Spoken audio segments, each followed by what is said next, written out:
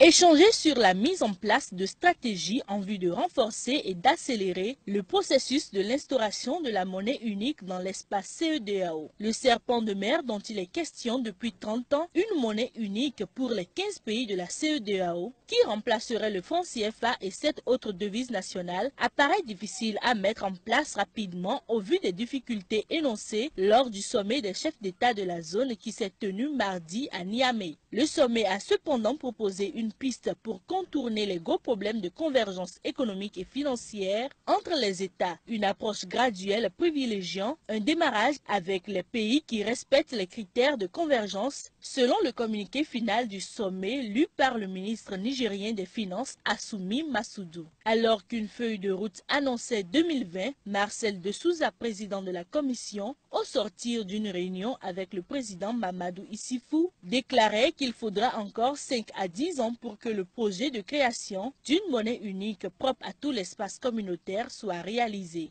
Nous avons adopté une feuille de route en 2009, révisée en 2015, que nous avons évaluée. Permettez-moi de vous dire que le tableau n'est pas reluisant. Les résultats de mise en œuvre ne sont pas au rendez-vous. D'importants progrès ont été accomplis pour la convergence, mais ces résultats sont faibles. Et donc, nous ne pouvons pas aller en 2020 à la monnaie unique. Bonsoir.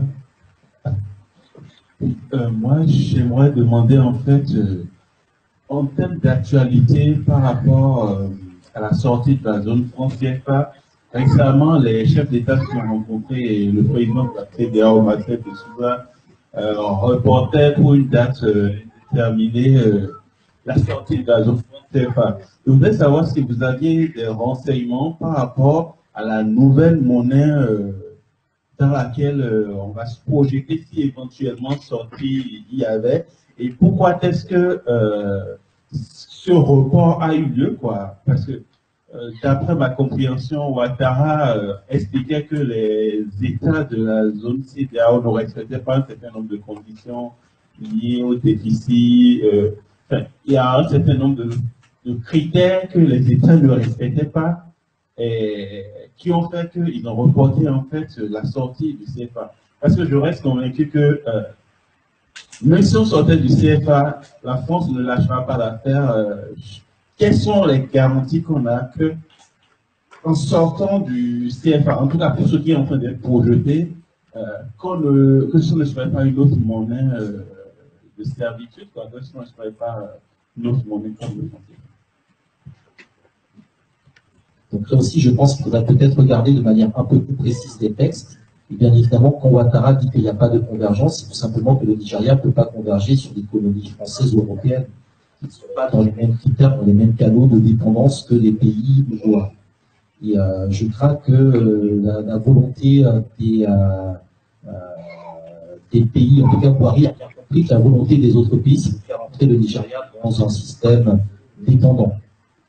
Et je ne pense pas que le Nigeria puisse renoncer à sa souveraineté monétaire. Après, il y a aussi des enjeux de pouvoir entre les différents chefs d'État. Ouattara, c'est un vieux de la vieille, c'est un tueur, littéralement. C'est un tueur. Donc, je pense que c'est pas quelqu'un avec lequel il faut rigoler parce qu'il ne vous rate pas, c'est une occasion de vous éliminer, il vous élimine. Et Boari n'est pas bête. Entre le Nigeria et la Côte d'Ivoire, il y a une histoire qui est très longue, très particulière. Et ce sont deux États qui n'oublient pas le passé. Et on sait que le projet de déstabiliser, de faire tomber le Nigeria, etc., c'est quelque chose de très qui hante, qui fait fantasmer les états-majors français. Comment pénétrer ce marché, comment le contrôler. On a tenté Boko Haram, on a tenté beaucoup de choses. Et on sait que c'est une guerre économique et monétaire contre le Nigeria, qui passe par des questions sécuritaires. Et c'est le problème de la CEDEAO, qui est une organisation économique et qui se positionne sur des questions qui n'ont rien à voir en fait avec ce pourquoi elle est faite.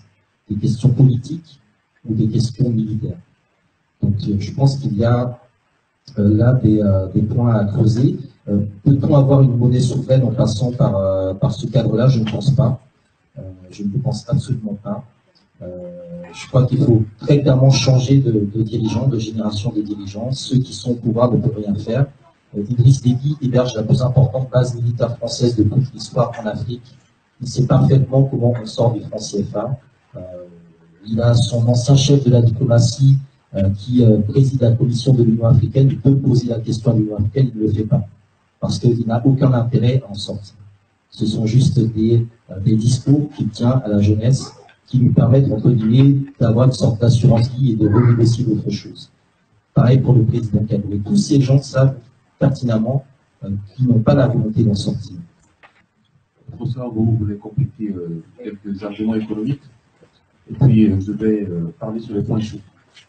Alors, très rapidement, pour le projet de la monnaie CEDEAO, je rappelle que quand la CEDEAO a été créée, l'idée même de la monnaie CEDEAO a été lancée en 1987.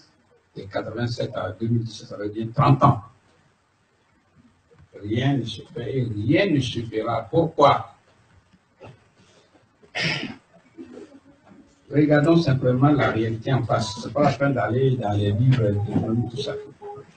Lorsque l'empire anglais, dans le monde entier, c'était la livre sterling qui régnait dans tous ces pays colonisés par l'Angleterre.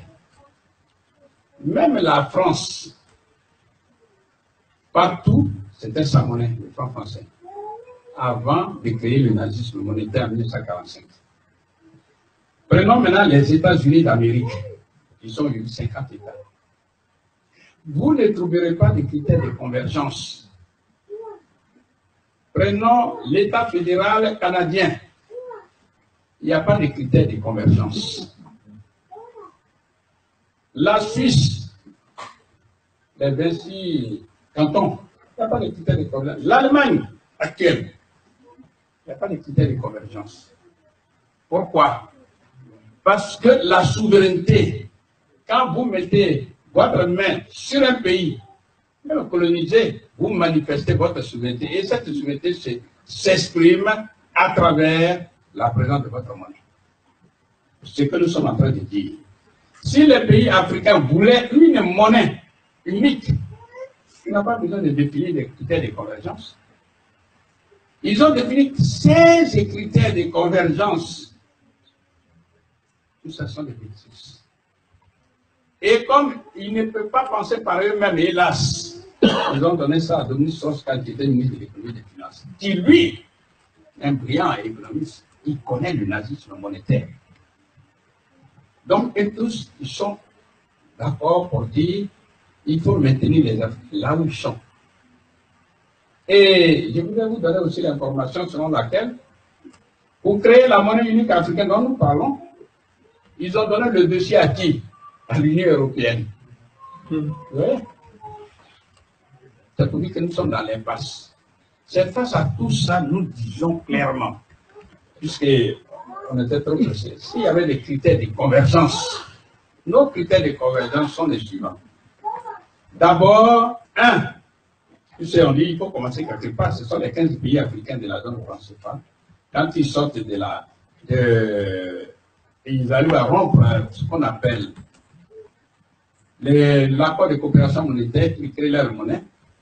S'il y avait un critère de convergence, nous disons, premier critère, il faut constitutionnaliser la transformation locale de toutes les matières premières chez nous. Deuxième critère, c'est l'exportation uniquement des produits finis qui sont faits chez nous. Ça, c'est le deuxième critère. Troisième critère, si on peut parler des troisième critères, on dirait que le taux d'inflation dont les gens parlent, d'abord, parlons en termes de déficit, de déficit budgétaire. Normalement, parlons d'abord en termes de dettes. Les dettes extérieures comparées à la richesse et le produit qu'on appelle le PIB, ici en Europe, c'est 60%. Mais nous, en Afrique, nous allons dire 20% ou maximum 30%. Parce que nous voulons nous désendetter. Au niveau du déficit budgétaire, nous disons, au moment où le déficit budgétaire par rapport au PIB est de 3%, chez nous, là-bas, nous allons dire que c'est 1,5% pour ne pas dire la moitié. Pourquoi? Parce que nous allons créer les sociétés d'État qui ont été supprimées arbitrairement par le FMI et la Banque mondiale. Vous allez dire, mais comme ça, vous rêvez ou pas? Bien sûr, il faut rêver.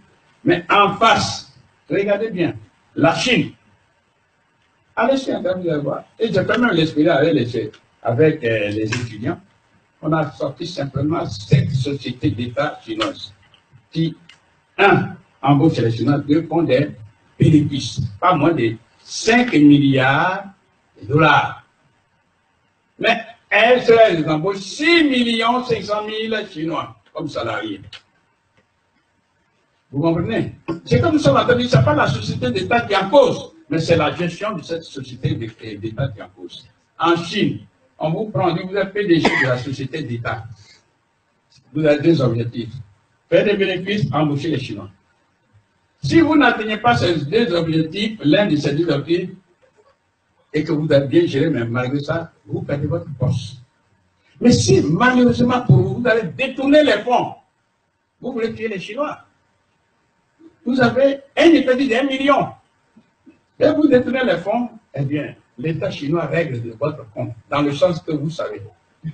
Il vaut mieux que ce soit vous qui disparaissez plutôt que plusieurs Chinois. Vous avez dit que c'est cruel.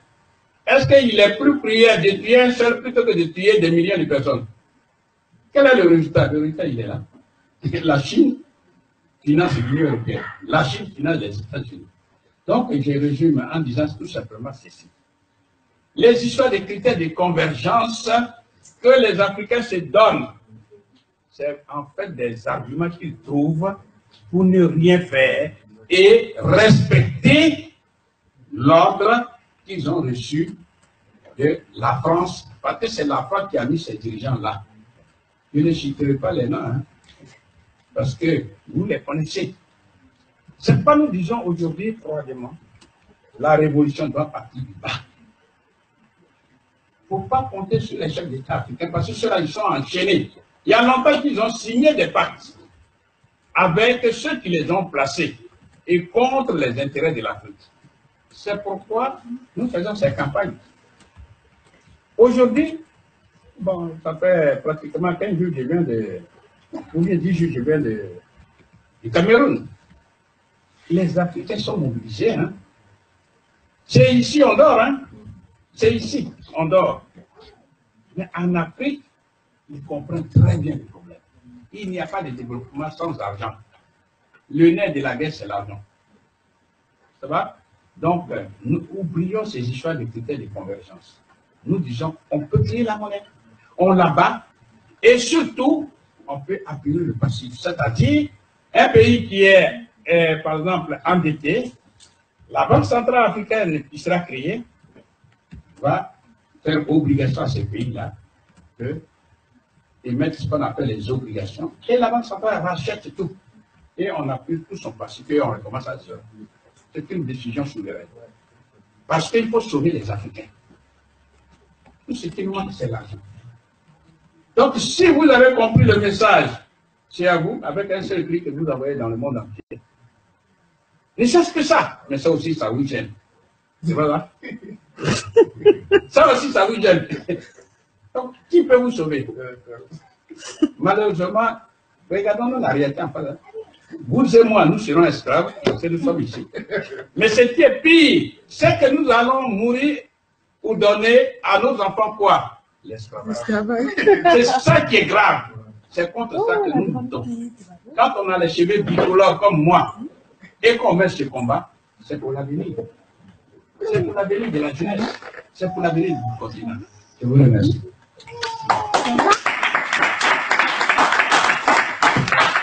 Merci, professeur Abou.